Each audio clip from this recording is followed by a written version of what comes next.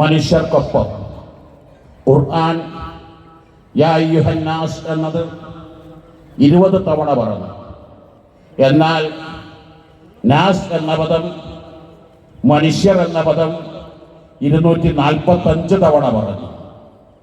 പര്യായ പദങ്ങളാകുന്ന ബനിയാദം, ഇൻസാൻ എല്ലാം കൂട്ടി നോക്കിയാൽ 375 തവണയാണ് ഖുർആനിൽ ഈ പ്രമേയം അഥവാ ഇസ്ലാമിൻ്റെ പ്രമേയം മനുഷ്യൻ്റെ നന്മയാണ്, മനുഷ്യൻ്റെ വിജയമാണ്.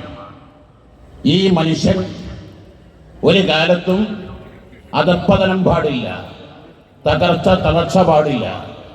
ഇന്ന് ഒട്ടുമിക്ക കുടുംബങ്ങളിലും പ്രശ്നങ്ങളാണ്, നാടുകളിൽ പ്രശ്നങ്ങളാണ്, പ്രസ്ഥാനങ്ങളിൽ എല്ലാറ്റിലും പ്രശ്നങ്ങളാണ്. ആ പ്രശ്നങ്ങളുടെ യഥാർത്ഥ കാരണങ്ങൾ എന്താണ്?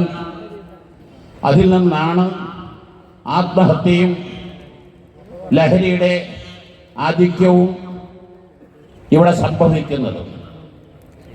കേരളത്തിൽ 15-ൻ്റെയും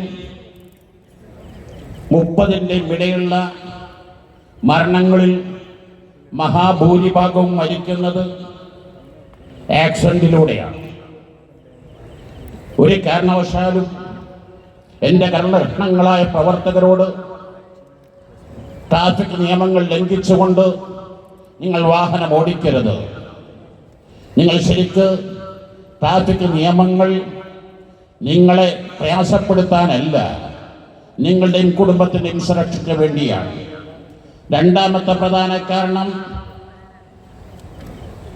ആത്മഹത്യയാണ്. The main problem of suicide, the family problems are